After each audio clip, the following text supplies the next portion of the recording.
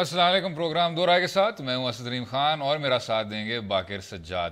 Programme کے پہلے سے میں بات کریں گے چیف جسٹس صاحب کے دورہ کراچی کی، جہاں انہوں نے کچھ مزید ہنگامی دورے بھی کیے اور ایک اہم کیس کی سماعت بھی کی۔ اب پچھلے دنوں تحریک انصاف کے ایم پی اے عمران شاہ صاحب کا عام شہری پر تشدد موضوع بحث بنا رہا۔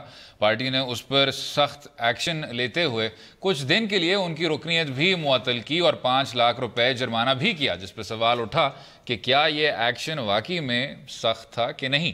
مگر آج چیف جسٹس صاحب نے عمران شاہ کو مزید سخت سزا سناتے ہوئے 30 لاکھ روپے ڈیم فنڈ میں جمع کروانے کا حکم دیا اور اس کے ساتھ ساتھ ایم پی اے صاحب کی سخت سرزنش بھی کی۔ اب ایم پی اے کی جانب سے شہری کو تشدد کا نشانہ بنانے کے واقعے اور پھر سزا کے ساتھ ساتھ اس موضوع پر بھی بات کریں گے کہ اس قسم کے اقدامات ان بااثر افراد کے لیے کتنا بڑا سبق ہے جو اپنے آپ کو قانون سے بالاتر سمجھتے ہیں، اور پاکستان میں امیر اور غریب کے لیے برابر قانون کی باتیں تو ہر وقت ہوتی ہیں، مگر ان پر عمل درآمد کا جو فقدان ہے اس کی وجوہات کیا۔ اور اگلے کچھ حصوں میں بات کریں گے چیف جسٹس صاحب کے ایک اور ہنگامی انسپیکشن کی، اس کا کیا نتیجہ تھا، وہ پاکستان پیپلز پارٹی کے ایک ایم پی اے صاحب کے لیے بہت ایک بھاری ان کو ایک قیمت ادا کرنی پڑی۔ جناب باقر صاحب، یہ عمران شاہ صاحب کا جو کیس ہے، اس سے پہلے اگر ہم تھوڑا سا بیک ٹریک کر لیں سر، یہ جو سلسلہ ہے، ہم نے ابھی کہا کہ جی امیر غریب کا ایک بیچ میں ایک جو ڈائیورجنس ہے وہ بڑھتی جا رہی ہے۔ آپ کو یاد ہوگا کہ کچھ سال پہلے جب پاکستان پیپلز پارٹی کی حکومت تھی تو وحیدہ شاہ صاحبہ تھیں جنہوں نے ایک پولنگ ایجنٹ کو تھپڑ مارا تھا۔ ادھر بھی چیف جسٹس صاحب نے سو موٹو لیا تھا، تب افتخار چودھری صاحب چیف جسٹس آف پاکستان کے عہدے پر فائز تھے اور چیف الیکشن کمشنر نے پھر وحیدہ شاہ صاحبہ کو ڈسکوالیفائی بھی کیا تھا۔ ادھر حالانکہ ڈسکوالیفیکیشن کی بات ہوئی تھی، چیف جسٹس صاحب نے کہا اب کیونکہ وہ قانون بھی اب سارا ڈیولپ ہو گیا ہے کہ اگر آپ 62(1)F کے تحت ڈسکوالیفائی ہو جاتے ہیں تو آپ تاحیات نااہل ہوتے ہیں۔ ادھر معاملہ ریپ اپ ہوا جب جو چوہان صاحب ہیں انہوں نے دوسری جانب معاف کر دیا عمران شاہ صاحب کو، اور پھر ڈیم فنڈ میں ان کو اب یہ 30 لاکھ روپے جمع کرانے پڑیں گے۔ لیکن اس میں کوئی سر ایس او پی نہیں ایوالو ہو سکتا؟ کیا بہتر یہ نہیں ہوگا کہ جو سیاسی جماعت ہے، پہلے پیپلز پارٹی نے وحیدہ شاہ صاحبہ کو پروٹیکٹ کیا اور پھر اس کے بعد پاکستان تحریک انصاف نے بھی ایک سلیپ آن دا رسٹ کے طور پہ کہا کہ جی چلیں آپ 5 لاکھ یہ وہ جرمانہ دے دیں اور اس کے بعد everybody should continue with their lives. بس وہ فوٹو آپ ہونا چاہیے جس میں آپ گلے لگا رہے ہیں اس آدمی کو، اس کو 4 تھپڑ پڑ گئے، براڈ ڈے لائٹ میں پڑ گئے، سب کے سامنے پڑ گئے، لیکن اس کے بعد اگر آپ نے اس کو راضی بازی کر لیا تو اب آپ اس پہ مٹی پائیں ایز دی ایکسپریشن گوز۔ میرا خیال میں سب سے پہلے چونکہ آپ نے وحیدہ شاہ کیس کی بات کی تو اس میں افتخار چودھری صاحب نے یہ کیس پہ اس پہ سو موٹو نوٹس لیا تھا اور بڑی امپورٹنٹ انہوں نے آبزرویشن دی تھی کہ یہ جو تھپڑ ہے یہ سرفراز شاہ ان دنوں میں قتل ہوا تھا رینجرز کے ہاتھوں، تو اس سے زیادہ گہناؤنا ہے، وہ اس لیے گہناؤنا ہے کہ انسان کے وقار پہ وہ حملہ ہوتا ہے، ٹھیک ہے، تو اس لیے ان کا انہوں نے سخت اس پہ اپنا ایک آبزرویشن دی تھی، جس کے بعد الیکشن کمیشن نے ان کو ڈسکوالیفائی کر دیا۔ جہاں تک آپ کی بات ہے کہ کیوں نہیں ایک ایس او پی انوالو ہوتی، تو یہ ہماری جتنی بھی پولیٹیکل کلاس ہے، جو ہماری ایک پولیٹیکل ایلیٹ ہے، اس میں ایک سینس آف انٹائٹلمنٹ ہے۔ کل ہم پروگرام میں پاک پتن کیس کی بات کر رہے تھے، یہ جو ہمارے ہاں سیاست میں جو آتے ہیں وہ اس سوچ کے ساتھ ہوتے ہیں یا اپنے آپ کو سسٹین کرتے ہیں کہ جناب یہ ہمارا حق ہے کہ ہم حکمرانی کریں اور یہ ہمارے سبجیکٹس ہیں۔ جب تک آپ کی یہ سوچ رہے گی آپ ان چیزوں سے آگے نہیں بڑھ سکتے، اور پھر یہ سٹرکچرز ان کو پرپیچویٹ کرتے ہیں۔ اور جو ان کا بیانیہ تھا عمران شاہ صاحب کا کہ جی دیکھیں ایک وہ غریب آدمی کو، یہی جو صاحب تھے چوہان صاحب، وہ گاڑی ماری جا رہے تھے ان میں، اور پھر انہوں نے یہ بھی کہا کہ ان کے لباس سے یہ بات واضح ہوئی تھی کہ وہ بہت غریب تھے، کپڑے بھی ان کے پھٹے پرانے تھے، تو میں نے ان کو بچانے کے لیے پھر ان کو ذرا ہٹایا۔ انہوں نے پھر بہت ہی نازیبا زبان استعمال کی جس پہ مجھے غصہ آیا اور پھر یہ سارا ہاتھا پائی بھی ہوئی۔ تو یہ جو ایک نیریٹو ہے جس سے یہ جسٹیفائی کرتے ہیں ان چیزوں کو، نہیں، ایک تو یہ پہلا پوائنٹ اس میں ہے کہ کسی کو بھی اپنی طرف سے قانون انفورس کرنے کی اجازت نہیں ہے، چاہے وہ الیکٹڈ ریپرزینٹیٹیو ہے نہیں یا کچھ اور ہے۔ یہ صرف لا انفورسمنٹ ایجنسیز کا کام ہے کہ انہیں اپنا قانون انفورس کرنا ہے۔ دوسری طرف اگر آپ دیکھیں تو یہ جیسا یہ بات کرتے ہیں کہ میں نے ان کو تھپڑ اس لیے لگایا اور یہ کہ یہ ایک दो लेवल पे वर्डिक्ट आ चुके हैं। एक सुप्रीम कोर्ट का आ चुका है कि उन पे जो 35 कितने लाख का उन पे फाइन लगा, 30 लाख का, 30 का, और 5 लाख का उनकी पार्टी उन पे फाइन लगा चुकी है। तो यानी कि गिल्टी वर्डिक्ट दोनों जगह पे आपको पार्टी ने दिया। अगर इस शख्स में एक जिसे कहते हैं रत्ती बराबर भी इज्जत होती या उसमें डिग्निटी होती तो आज वो इस्तीफा दे देता, क्योंकि दो जगह से वर्डिक्ट आ गया है कि आपने ये गलती कमिट की है। उसके बाद मेरे ख्याल में गुंजाइश नहीं रहती कि वो उन्हीं लोगों को रिप्रेजेंट करे जिन पे वो थप्पड़ चलाता है। तो या इसके बाद जनाब ये तो जिद है और अपनी अना है कि आपने सिर्फ एक वो जैसे माजरत करके और एक जैसे आपने कहा फोटो ऑप करके कल अखबार में आएगा उसने माफी मांग ली है, आपने उसके वकार पे हमला किया है। मेरा सिर्फ वाहिद पॉइंट ये है कि आसिफ जरदारी साहब का जो चीफ जस्टिस के हंगामी दौरे पर एतराज़ हैं वो जायज़ हैं, वो सियासी लीडर हैं, उनको फ्रीडम ऑफ एक्सप्रेशन, उनको ये सारी बातें करनी चाहिए। लेकिन ये जो तमाम काम हैं ये उसी सिंध पुलिस को करनी चाहिए जो इन्हीं वज़रा को प्रोटेक्ट कर रहे होते हैं, इन्हीं वज़रा को शेल्टर कर रहे होते हैं।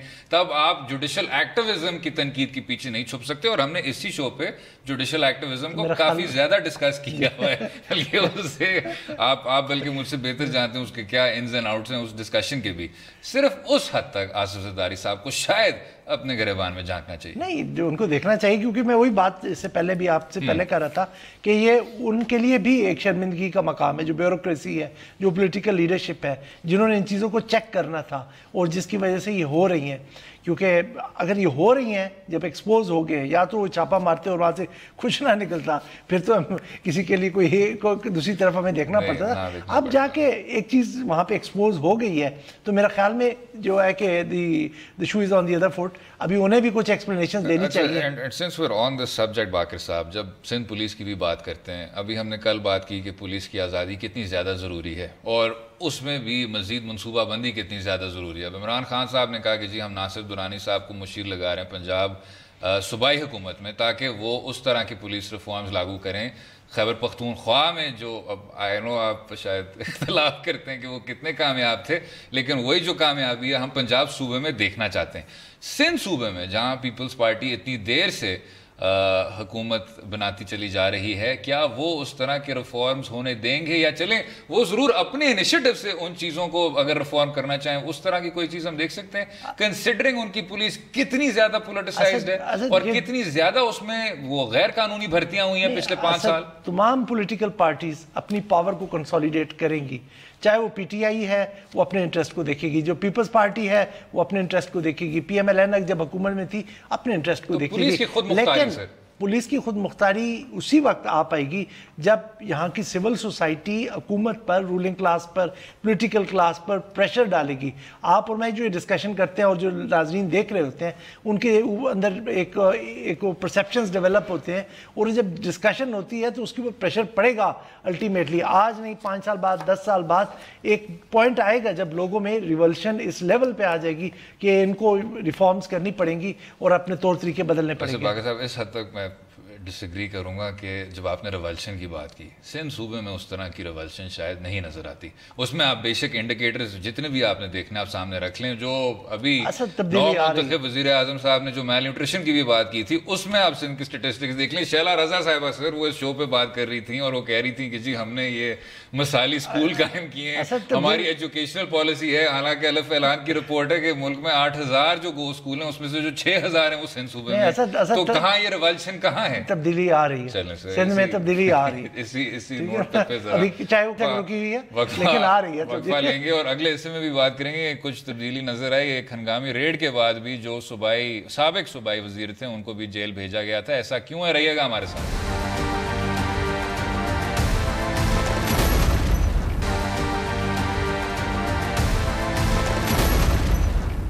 वेलकम बैक टू दो राय। इस हिस्से में बात करेंगे शहद वाले वाक़े के बाद बरामद होने वाले जैतून के तेल की या कुकिंग ऑयल की। अब आज सुबह सवेरे चीफ जस्टिस साहब कराची के ज़ियाउद्दीन अस्पताल पहुंचे, जहां पीपल्स पार्टी के एमपीए शर्जील मेमन जो एक करप्शन के केस में गिरफ्तार हैं और उसी अस्पताल में ज़ेर इलाज हैं। चीफ जस्टिस साहब की निगरानी में जब कमरे की तलाशी ली गई तो वहाँ से शहद की 3 बोतलें बरामद हुईं, जिसके बारे में शर्जील नाम मेमन साहब ने लाइल्मी का इजहार किया। मगर उनके ड्राइवर साहब ने बड़ा दिलचस्प बयान दिया کہ جناب یہ بوتلیں تو شراب کی ہیں مگر ان میں شہد اور کھانا پکانے کا تیل تھا۔ اب امید ہے کہ ان سے مزید تفتیش میں یہ پوچھا جائے گا کہ اگر یہ ممنوع مشروب نہیں تھا تو کھانا پکانے کا تیل اور دوائیوں کی جگہ شہد کا ایک ہسپتال کے کمرے میں کیا کام تھا۔ اس واقعے کے فوری بعد شرجیل میمن صاحب کو جیل کی راہ دکھائی دی گئی، مگر ایک سنجیدہ نقطہ یہ ہے کہ بہت سے کیسز میں یہ دیکھنے میں آیا ہے کہ جب بھی کیس اثر رسوخ والے شخص پر قانون ہاتھ ڈالتا ہے تو وہ فوراً جیل کی جگہ ہسپتال پہنچ جاتا ہے جہاں اس کی شہانہ ٹھاٹ بھاٹ ختم نہیں ہوتی۔ اب یہ کلچر دن بدن کیوں فروغ پا رہا ہے اور اس کو ختم کس طرح کیا جا سکتا ہے اس پر بات کریں گے، لیکن جناب اس سے پہلے سنجیدہ نکات پہ آئیں، ذرا لائٹ نکات پہ آ جاتے ہیں۔ باقر صاحب آپ یہ مسئلہ کیوں اٹھاتے ہیں سر میڈیا میں؟ مجھے سر یہ میڈیا میں مجھے یہ بتائیں یہ آپ کیوں ایشو اٹھاتے ہیں؟ اگر زیتون کا تیل یا خالص شہد، وہ ابھی آپ نے وہ تصویر بھی بھیجی ہے، اگر اس کی اس طرح فورن پیکنگ امپورٹڈ پیکنگ میں وہ دستیاب ہو تو آپ کو اس سے کیا مسئلہ ہے جناب؟ اچھا، اور دوسرا یہ بھی ہم نے ابتدائیہ میں ایک سوال اٹھا لیا ہے اب کہ جی ہسپتال کے کمرے میں شہد کا کیا کردار، وہ بھی اس کا فنڈامنٹل رائٹ ہے۔ چلیں آپ نہیں، شہد میں تو اللہ نے شفا رکھی ہے، آپ اس کو نہیں کوسچن کر سکتے۔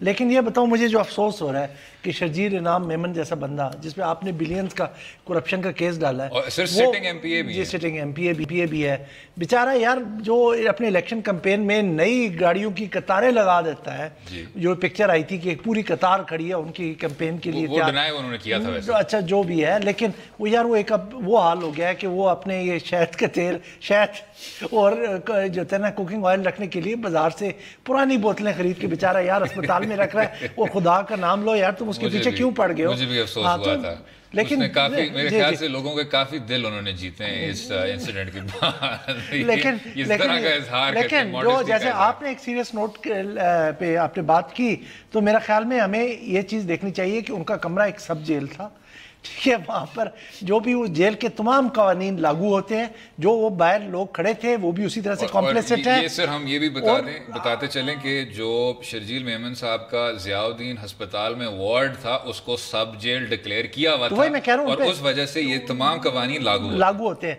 اور ہمیں پتہ ہے کہ ہمارے جیلز میں سیکیورٹی پروٹوکول اتنے لیکس ہیں کہ جو چیز آپ چاہیں، ڈرگ سے چاہے نارکوٹکس، الکوہول، لیکر، جو بھی آپ چیز چاہیں، وہاں پر پیسے جس کے پاس ہے وہ دستیاب ہے، وہ لے لیتا ہے۔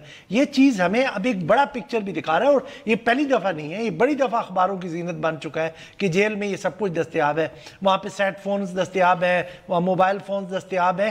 یہ چیزیں ہماری حکومت کو بھی اور ہماری جو کرمنل جسٹس سسٹم ہے اس کو بھی یہ دیکھنی چاہیے کہ یہ اگر ہمارے یہ جا کے وہاں پر لوگوں کو درست نہیں کرتے تو یہ چیزیں جب پرووائڈ ہو رہی ہیں تو کس طرح سے بندہ اپنے آپ کو ریکٹیفائی کرے گا، اور اتنی آسانی سے ہو رہی ہے۔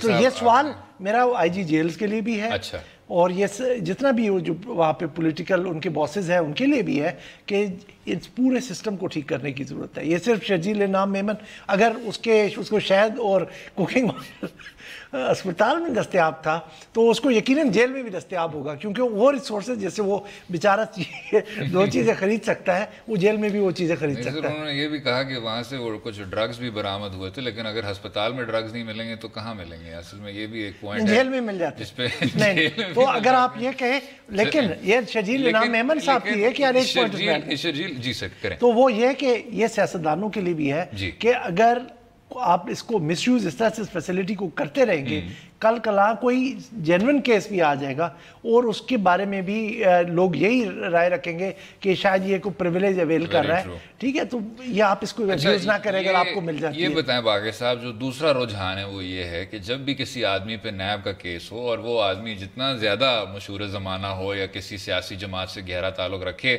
تو وہ ایک دم سے یا تو اس کی طبیعت ناساز ہو جاتی ہے، وہ لیل ہو جاتا ہے سر، وہ بیمار ہو جاتا ہے۔ تو کیا ہمیں کوئی اس طرح کی فیسلٹی بنا لینی چاہیے کہ یعنی پریزنز میں آپ کو ایک لگژری ہسپتال مل جائے جس میں یہ تمام نیب کے جو ایگزیکٹلی جس میں یہ جو نیب کے ہاسپٹل ہونا چاہیے سر جس میں تمام جو نیب کے ملزمان ہیں وہ ادھر جا کے تھوڑا سا آرام کر سکیں اور کسی طرح سے اپنی جو صحت ہے اس پہ قابو پا لیں پھر سے؟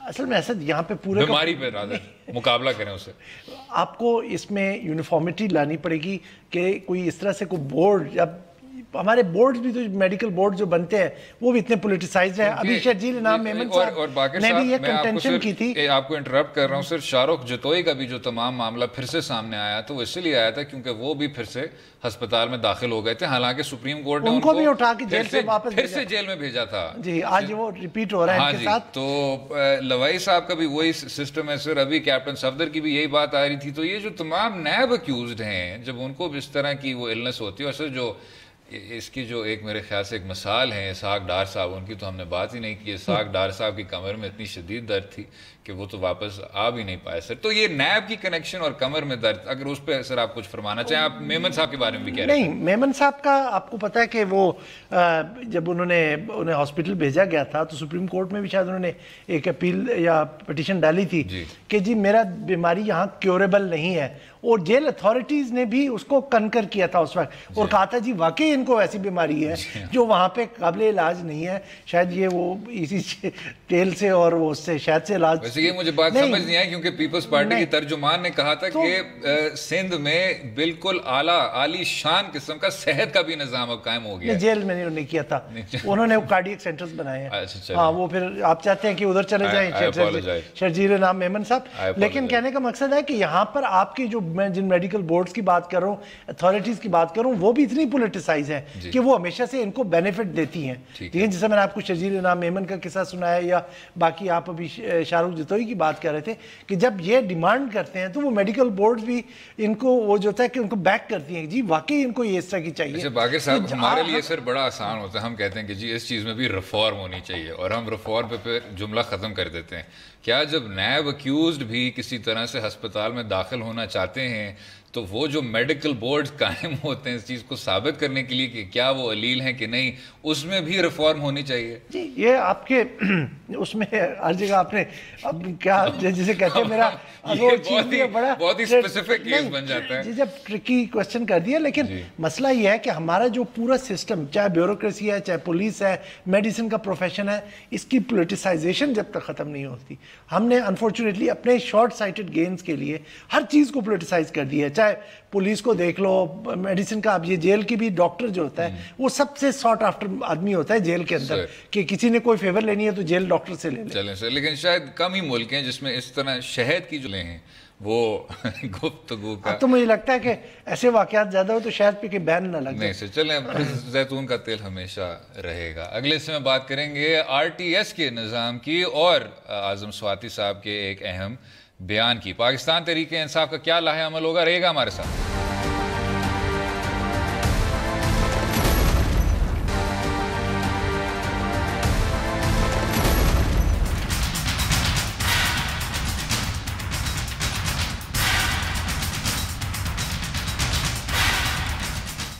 वेलकम बैक टू दो राय। इस में बात करेंगे आरटीएस सिस्टम के हवाले से जारी बहस की। अब इसकी गूंज आज सेनेट में भी सुनाई दी। अब उससे पहले गुज़िश्ता रोज़ तहरीक इंसाफ के सेनेटर आज़म स्वाति साहब, जिनको वज़ीर आज़म इमरान खान साहब ने इस मामले की इंक्वायरी के लिए चुना है, एक तफसीली प्रेस कॉन्फ्रेंस भी की उन्होंने। स्वाति साहब ने सारा मामला नादरा पर डालते हुए उसकी फॉरेंसिक तहकीकात का इशारा दिया है, और साथ साथ ये भी कहा है कि इस मामले की शफाफ तहकीकात के लिए चेयरमैन नादरा समेत इस महकमे के आला ओहदेदार को हटाना भी ज़रूरी है। आज़म स्वाति साहब ने इस बयान के बाद नादरा की तरफ से एक मुख्तलिफ बयान सामने आया, उस पर भी बात करेंगे।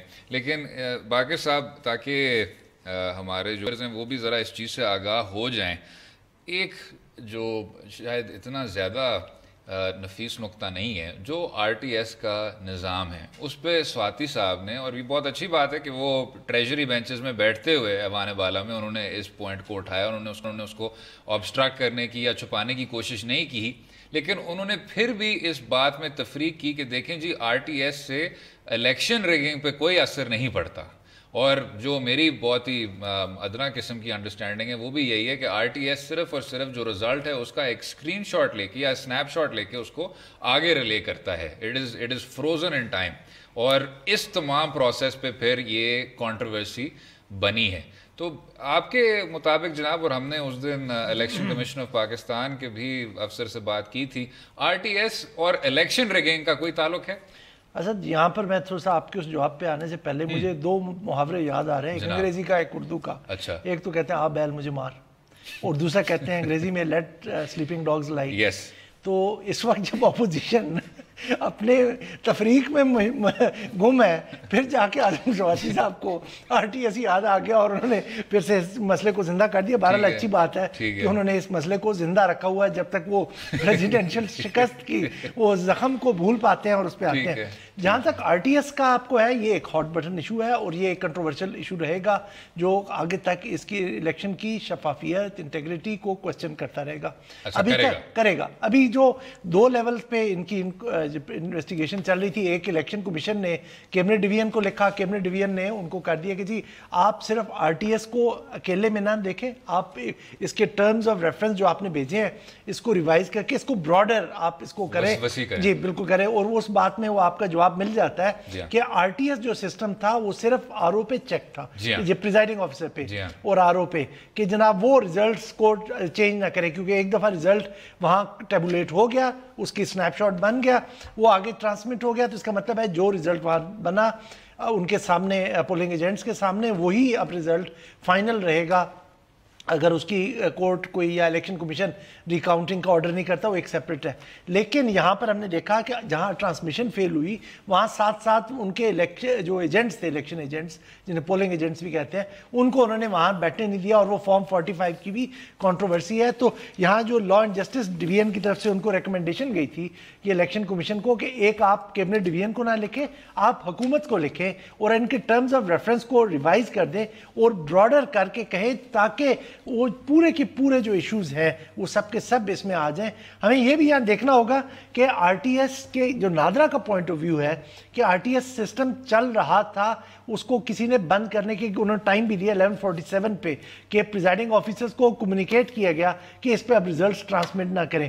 یہاں پر میرا خیال میں جو بنیادی نقطہ ہے کہ ڈٹرمن کرنا کہ وہ فیصلہ کس کا تھا اور اس بندے نے وہ جو اس نتیجے پر پہنچا کہ R T S malfunction کر چکا ہے تو وہ اس نے کن چیزوں پہ ڈٹرمن کیا جا کے، تو یہ یہاں پہ اس کے انیشل جو انویسٹیگیشن کا پوائنٹ ہے. اور باقر صاحب ایک اور بھی چیز بتاتے چلیں کہ پاکستان تحریک انصاف نے ماضی میں بھی نادرا کو بہت بار اسکیپ گوٹ کیا ہے کہ جی یہ تو نادرا ہے، نادرا تو مسلم لیگ نواز کی بھی تمام ریگنگ میں بھی ملوث رہی ہے، اور حکومت سنبھالنے کے بعد بھی ان کا جو رویہ ہے وہ خاص تبدیل نہیں ہوا.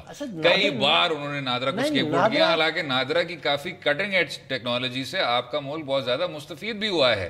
تو بے شک نادرا ایک اسٹیٹ انسٹیٹیوشن ہے، ٹھیک ہے، نادرا ایک اسٹیٹ انسٹیٹیوشن ہے، کسی خاص پارٹی کے میراث نہیں ہے. اگر آپ کو اس کی قیادت سے کوئی اختلاف ہے آپ کے پاس اختیار ہے اس کو چینج کر دیں. اگر آپ اس کو ورکنگ پروسیجر سے نہیں رکھتے اس کو کر لیں، لیکن اپنے اسٹیٹ انسٹیٹیوشنز کو اس طرح سے بلیٹل نہ کرے پبلک. اچھا، اور اگر فورینزک آڈٹ بھی آ جائیں جناب، ابھی آپ نے کہا آبیل مجھے مار، تو رضا ربانی صاحب سر ان کا کہنا تھا کہ یہ کمیٹی میں تو آپ کو معاملہ بھیجنا ہی نہیں چاہیے تھا، اس پہ پوری آپ کی پارلیمنٹ کو بیٹھنا چاہیے تھا، اور کیونکہ آپ اس چیز کو سویپ انڈر دا کارپیٹ کرنے کی کوشش کر رہے ہیں تو یہ اب آپ نے کمیٹی کی نظر کر دیا. لیکن اس پہ سواتی صاحب سر کا کہنا تھا کہ فورینزک آڈٹ بہت زیادہ ضروری ہے، اس سے پہلے کہ کوئی پارلیمانی پینل بھی ہم بنائیں، کیونکہ پارلیمنٹیرینز جو ہیں آپ کے ان کو آئی ٹی ریلیٹڈ ایشوز کی سمجھ ہی نہیں ہے.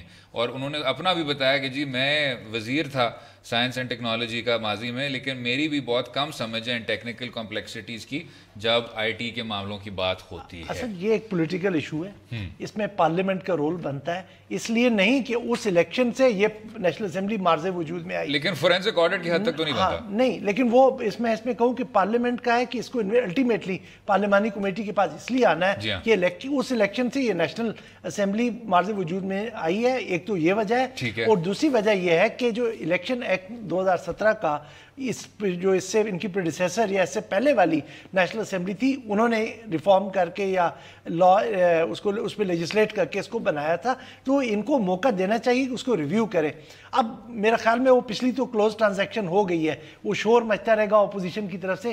ہمیں اب فارورڈ لوکنگ دیکھنا چاہیے کہ اب اگلا الیکشن بھی آئے گا اور اس وقت یہ غلطیاں غलतियां रिपीट ना हो, उस वक्त शायद पीटीआई रिसीविंग एंड पे हो। तो इन तमाम चीज़ों को इसको नेशनल असेंबली को देखना चाहिए और दुरुस्त करना चाहिए, और ये भूल जाना चाहिए कि चले जी अब हो गई है पिछली, वो उस चीज़ को, उससे हम आगे ज़रूर बढ़े, लेकिन हमें ये चीज़ नहीं भूलनी चाहिए कि हम चीज़ों को दुरुस्त करना है। बिल्कुल ठीक। अगले समय बात करेंगे मौरूसी सियासत के खिलाफ नारा बुलंद करने वाली जमात पाकिस्तान तहरीके इंसाफ के कॉल और फेल में फासला बढ़ता जा रहा है। ऐसा क्यों है? रहिएगा हमारे साथ।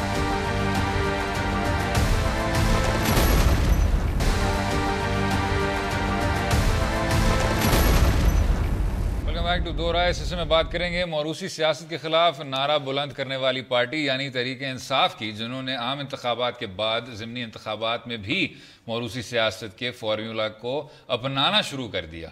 तहरीके इंसाफ के बहुत से अहम रहनुमाओं के रिश्तेदारों को पूरी तरह से कौमी और सूबाई असम्बली की टिकट से नवाजा जा रहा है। अब इस मामले में परवेज़ खटक साहब सबकत लेते दिखाई दे रहे हैं, क्योंकि उन समेत दीगर 4 ऐसे रिश्तेदार हैं जो असम्बलियों का हिस्सा हैं, और अब ज़िमनी इंतखाबात में 2 मज़ीद टिकट्स उनके अपने ही घर में दिए गए हैं। उसके अलावा असद कैसर साहब भी, अली अमीन गंडापुर के भाई भी तहरीक इंसाफ के टिकट से बहरामंद हुए हैं। और इस कल्चर के ख़िलाफ़ बात करने वाली पार्टी को आखिर क्या ज़रूरत पेश आए कि वो उसी कल्चर को फ़रोग़ देती नज़र आने लगी है। जनाब बाकर साहब, ये डिस्ट्रेसिंग बात इसीलिए है क्योंकि let's be honest, Pakistan Muslim league Nawaz से अब वो तवक्कुआत नहीं रही, और पाकिस्तान पीपल्स पार्टी तो कुछ सालों से एक ख़ानदानी बादशाहत में तब्दील हो चुकी है। लेकिन पीटीआई का जो अपना एक मौक़िफ़ था, वो कई बार इस चीज़ को दोहराते थे कि जी मौरूसी सियासत इस मुल्क के लिए एक बहुत बड़ा एक, ये चलें आप उसको नासूर कह लें, ये हमें होल्ड बैक कर रहा है। अच्छा, ये जो चीज़ है सर, ये स्टेटिस्टिकली भी अगर आपने बीच में एम्पिरिकल डेटा को भी उठा लेना है तो ये आपको दिखाता है कि ये जमहूरियत के लिए बहुत ज़्यादा नुकसानदेह है। आप ये लम्स के कुछ प्रोफेसर्स हैं, उनकी भी आप रिपोर्ट देख लें on nepotism in the national assembly. वो एक बैरियर टू एंट्री इतनी ज़्यादा, इतनी सख्त बन जाती है कि आम शख्स अब उसको सोच भी नहीं सकते असेंबली में दाखिल होने का। और ख़ुसूसी तौर पे आपके रूरल एरियाज़ में फैमिली का और नेपोटिज्म का किरदार इतना ज़्यादा है कि पता नहीं, हम इसको जमहूरियत तो कहते ही हैं, लेकिन जब से आपने ये मौरूसी एक सिस्टम शुरू कर दिया अक्रॉस द बोर्ड, वो बहुत ज़्यादा तशवीशनाक हो गया। और दूसरी जानिब बाकर साहब, reserve seat sir, reserve seats के ज़रिए ऐसे लगता है सर कि आप अपना वही जो फैमिली फ्यूड का कोटा है वही पूरा कर रहे हैं। लेफ़्ट राइट आप अपने भांजियाँ भतीजियाँ जो विमेंस रिज़र्व सीट्स हैं उनको दे रहे हैं। परवेज़ मुशर्रफ साहब ने निज़ाम शुरू किया था 2002 के वक्त, लेकिन उसको भी अब आपने अनडेमोक्रेटिक मीन्स पे लगा दिया है। ज़रा देख लेते हैं इमरान खान साहब का रिज़र्व सीट्स के मुतालिक क्या कहना था। सबसे मुश्किल काम ख्वातीन का टिकट देना है। कोई ख्वातीन समझती है कि हम 20 साल पुरानी हमें टिकट दो, कई 5-6 साल पुरानी ख्वातीन है लेकिन इतनी मेहनत की उन्होंने, वो कहते हैं हमें टिकट दो। और कई, मैं समझता हूं कि असेंबली में ऐसी ख्वातीन आनी चाहिए जो कानून साजी जानती हो, जो पढ़ी लिखी हो, जो कि हमारे तहरीक इंसाफ का मौक़िफ़ बुलंद कर सके, जो बोल सके। अब ये इस तरह किसी को भी आप मुतमईन नहीं कर सकते। असल में होना, मैं बड़ी देर का कह रहा हूं, ये एक इलेक्टरल प्रोसेस के जरिए, और अगर मेरिट हो, सिर्फ एक मेरिट हो सकती है कि औरत ख्वातीन इलेक्शन के जरिए, पार्टी के अंदर भी इलेक्शन हो, इलेक्शन के जरिए वो ऊपर आए, बड़ा आसान हो जाए टिकट देना, जो ऊपर आए उसको आप टिकट दे दें। लेकिन बाकियों का जरा मुकाबला करें ना, वो नून लीग में कोई किसी की बहन है, कोई किसी की बीवी है, कोई किसी की खाला है, कोई किसी की रिश्तेदार है, वहां तो कोई मेरिट है ही नहीं। हमने कम से कम कोशिश की अपनी पुरानी औरतें जो हमारे साथ देर खड़ी रही उनको भी लेके आए, जो मेहनत करती है उनको भी लेके आए। कोई किसी की बीवी है, कोई किसी की खाला है, लेकिन खैर खटक साहब के केस में तो सर कोई किसी की भतीजी है और कोई किसी की सिस्टर इन लॉ है। और एक और भी बात जो शायद थोड़ी सी हट के हुई है, इमरान खान साहब ने कहा कि मैं चाहता हूँ कि ये इलेक्टोरली सब आएँ, खुद से आएँ। और उस पर भी थोड़ा सा अफसोस होता है कि इस सियासी जमात ने जो इंटरनल इलेक्शंस की भी बात की थी, उसको भी अब पैनल इलेक्शंस में तब्दील कर दिया है, जिसमें एक पता नहीं इंसाफ पैनल है या क्या पैनल है, जिसमें सारे आपके लीडरान बिल्कुल ही उन पर रबर स्टैंप हो जाता है। ये क्या सर, इस पार्टी के साथ क्या हो रहा है? और ये अभी हम बाकी जमातों पे नहीं आए। आपकी बातें सुनकर मुझे हैरानगी हो रही थी कि अभी तक आप उस चेंज से रिकंसाइल नहीं कर सके। اپنا جو تبدیلی آئی ہے اس کے ساتھ آپ اپنے آپ کو مجھے کیا کرنا چاہیے ایڈجسٹ نہیں کر سکے. اب انہوں نے چند ماہ پہلے آپ نے جس طرح سے الیکٹیبلز کو ایبزارب کیا اور انہوں نے اپنے آپ کو ایک میں نے جب لفظ استعمال کیا تھا کہ تبدیلی کی پارٹی خود تبدیل ہو گئی. اگر ان کی موروثی سیاست پہ مطلب اگر پوزیشن چینج ہو رہی ہے تو کوئی نئی بات نہیں ہے, انہوں نے پہلے بھی یہی کیا تھا. لیکن تھوڑی سی آن اے سیریس نوٹ یہ بتاؤں کہ ان کے ہاں یہ اب سوچ چل نکلی ہے کہ شاید کچھ فیملیز ہیں جن کی وجہ سے پی ٹی آئی کا ایک پریزنس موجود ہے. جیسے خیبر پختونخوا میں وہ سمجھتے ہیں کہ یہ چند خاندان ہیں, اگر یہ ہیں تو اس وجہ سے پی ٹی آئی کی ایگزسٹنس ہے, اور یہ بڑا خطرناک سوچ ہے. یہ پارٹی کے لیے زہر قتل ہے, زہر قاتل کہتے ہیں وہ ہے. یہ اپنا جب تک ان کی ذہن میں اس طرح کی سوچ آ جائے گی اور وہ ان فیملیز کو پھر اسٹرینتھن کرنا شروع کریں گے تو پھر میرا خیال میں پارٹی کا زوال شروع ہو جاتا ہے. یہ باقی پارٹیز بھی کر چکی ہیں, اب پی ٹی آئی بھی اسی راستے پہ چل نکلی ہے جو کہ بہت کافی افسوسناک ہے. اور سر ایک اور بھی جو بات ہے اس تمام چیز میں وہ یہ ہے کہ آپ واقعی میں جو جمہوریت کا ایک طرح کا جزء ہے وہ یہی ہے کہ آزادانہ, منصفانہ اور میرٹ کی بنیاد پہ. اب ایک وفاقی وزیر صاحب ہیں, سابق وفاقی وزیر صاحب, انہوں نے جسٹیفائی کیا تھا مریم نواز صاحبہ اور حمزہ شہباز شریف صاحب کی جو پارٹی میں خود اتنی زیادہ ایک طرح کی وہ تھی, ایک اعلیٰ درجہ تھا, اتنی زیادہ ترجیح دی جاتی تھی ان لوگوں کو کہ جب ایک بچہ ایک سیاسی خاندان میں آنکھ کھولتا ہے تو وہ بھی بڑے ہو کے سیاست کرنا چاہتا ہے. اور یہ چیز آپ پتہ نہیں ایئر فورس میں بھی دیکھ لیں گے اور وکلا میں بھی دیکھ لیں گے اور ڈاکٹروں میں دیکھ لیں گے. تو جہاں تک یہ آرگیومنٹ ہے جناب, آپ کو یہ کتنی وزندار لگتی ہے؟ اس میں کوئی وزن نہیں ہے. وہ اور کیا کریں گے؟ صرف لاجک یہ ہے اس کے پیچھے کہ جس طرح کا پرویز خٹک کا ایک آپ اس کے اسٹڈی لے لیں کہ ان کے گھر کے 7 افراد وہ لے آئے ہیں اب اس کے اندر اپنے سسٹم کے اندر 4 اور اب 6 ہوں گے, نہیں 7 ہو جائیں گے. اچھا ٹھیک ہے, ود ہم انکلوڈڈ نہیں, ایکسکلوڈنگ ہم 7, تو 7 ہیں. تو یہ ہے کہ ان کا مقصد ہے کہ اپنا جو پاور پہ گرپ ہے اس کو کنسولیڈیٹ کسی طرح سے کریں اور زیادہ سے زیادہ اختیارات کو اپنے خاندان میں مرکوز کریں. یہ جیسے دولت اکٹھی کرنے کا ایک ہوس ہوتی ہے تو یہ اقتدار کی ہوس ہے کہ وہ اپنے آپ کو شاید اکیلے پارلیمنٹ میں اتنا مضبوط نہیں سمجھتے. وہ کہتے ہیں ان کو بھی لے آؤ, ان کو بھی لے آؤ, ان کو بھی لے آؤ, تاکہ میرا کلاؤٹ پارلیمنٹ میں رہے اور میری پارٹی میری مرہون محنت رہے اور وہ میں اپنے جو اس کے اوپر اپنا ایک انفلوئنس ہے وہ ایکسرسائز کرتا ہوں. اور اس کی جو شاید سب سے نظریاتی مثال, خیر نظریہ سے تو کوئی تعلق نہیں رکھتی, وہ کچھ خاندان سے جن کا ایک جو فرد ہوتا ہے وہ مختلف سیاسی جماعتوں میں پائے جاتے ہیں. یعنی اگر ایک بھائی این میں ہو, ایک کازن پی ٹی آئی میں ہوگا, تیسرا کاف لیگ میں آپ کو ملے گا, تو یہ بھی ڈائیورسفیکیشن ہوتی ہے. یہ بھی ماڈل ہے اپنا اقتدار میں اپنے آپ کو انٹرینچ کرنے کا, بہت خاص ماڈل ہے. لیکن سر آپ نے کہا تبدیلی کی جو جماعت ہے وہ تبدیل ہو گئی ہے, لیکن موروثی سیاست سر واقعی میں اس ملک کو لے ڈوبے گا. اگر اس چیز سے آپ نہیں آگے نکلے تو, اگر خان صاحب کی آپ خود مثال لے لیں سر, وہ تو کسی خاندان سے نہیں تعلق رکھتے اس طرح سیاسی خاندان سے. اگر انہوں نے اسی طرح کا کلچر پرپیچویٹ کرنا ہے تو Pakistan will lose a very good chance. جی بالکل اسی طرح سے ہے, لیکن خان صاحب بہت سی چیزیں کہتے ہیں جو بعد میں عمل پیرا نہیں ہوتی. چلیں سر اب اسی بڑے ڈپریسنگ نقطے پہ ذرا اجازت لیتے ہیں. امید ہے آپ کو آج کا پروگرام پسند آیا ہوگا. مجھے اور باقر سجاد صاحب کو اپنی رائے سے بھی آگاہ کیجیے سوشل میڈیا کے لنکس کے ذریعے, اور اجازت دیں. خدا حافظ.